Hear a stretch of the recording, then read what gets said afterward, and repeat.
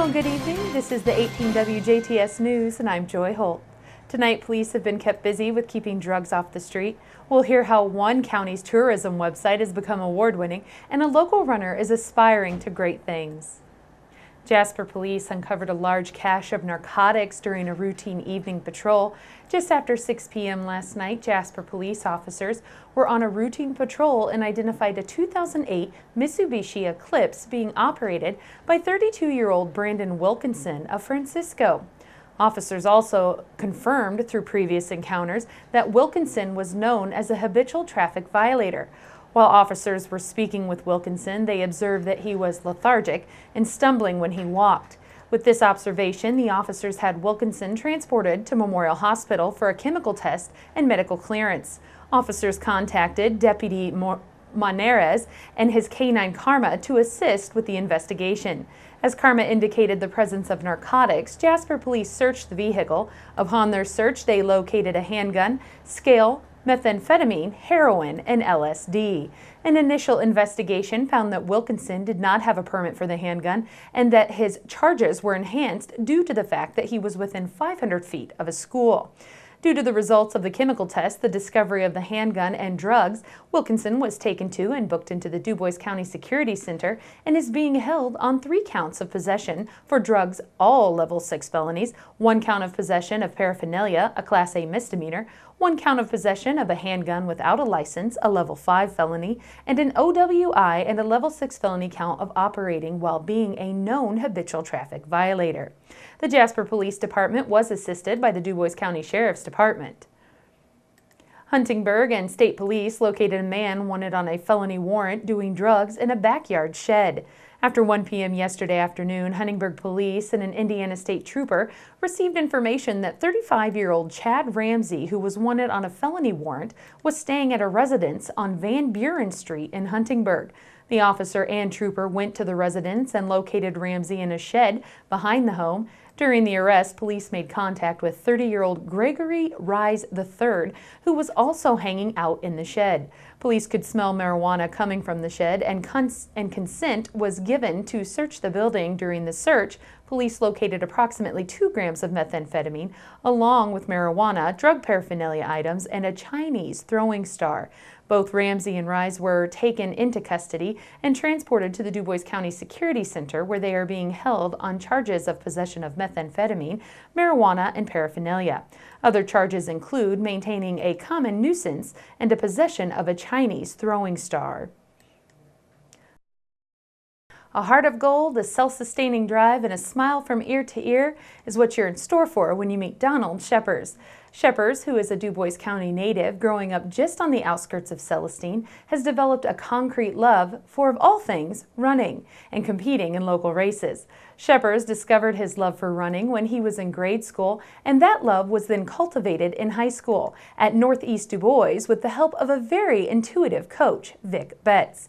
Coach Betts described how, as a student athlete, Donald always had a driving force and aspiration behind his will to run. In a small school, we try to get every able body out there on the track team, and we always have 30+ kids on the track team, and that's very unusual for a small school in southern Indiana. Typically, most schools our size will have maybe 10 kids, and we usually have 30 or 40 even. And so I go after everybody that I think can run. And Donald had that perfect model for a distance runner. What he's doing, I think, is just remarkable. The fact that he's going out there raising money for St. Jude's, I think, is just remarkable. And Donald always had a purpose for running. For example, in high school, he said, "Coach Betts, I'm gonna run this race for you." Or another race, he said, "I'm gonna run this race for my mom. She was killed in a tragic car accident." Or "I'm gonna run this race for Dad," or "I'm gonna do this for this." And he always had a purpose in mind. And I really think that's where this comes from. The fact that he would raise all that money for St. Jude's and then run the race for them. And yeah, he just got a great attitude. And you know, you don't find that many people today that want to go out and really push themselves physically to those limits. And he's willing to do that. And I respect that immensely in people. And you just don't see that often anymore. While in high school, Scheppers came in 6th during sectionals and since has competed and finished in 2 marathons along with multiple local races. As he stood in his trophy room, Donald shared with us how he feels about keeping his feet to the pavement. I love running because it makes my heart feel good. If I think about my family when I'm running, that really makes me happy too, and it makes me think about Lexi and Hannah, them St. Jude's people, and it thinks about all the people passed away in Celis, Indiana.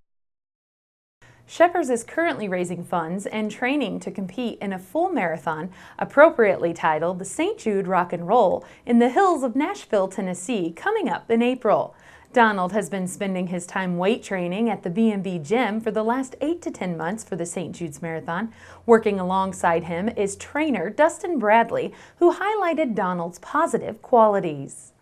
Probably the coolest thing with Donald is he's very committed, and he's always here extremely early. Donald he'll usually show up about 30 minutes before he needs to be here, which is good. He's a good kid. He's getting active in the community. He's got him a job. He's been going to church. I mean, so I see him in different areas of the community. So it's really neat. And anywhere you go, everybody knows Donald. Donald is working to raise $5,000 to be donated to the St. Jude Children's Research Hospital in Memphis, Tennessee, along with a signed jersey from the marathon. Participating in this marathon and donating to St. Jude's is a cause near and dear to Donald's heart, as he spent time in the hospital as a young child. As the St. Jude Rock and Roll Marathon approaches, Donald looks forward to what could be in store for the future of his running career and is grateful to all who have supported him emotionally and helped him along the way to meeting his $5,000 goal.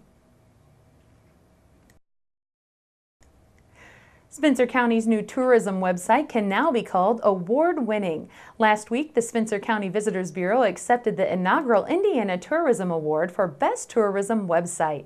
The Indiana Tourism Awards, presented by Midwest Living magazine, honor tourism businesses that are creative, innovative, and maximize the dollars invested. In the category for Best Tourism Website with marketing budgets under $300,000, the themed websites to promote attractions throughout Santa Claus and Lincoln's Indiana boyhood home were recognized as top destination websites in Indiana.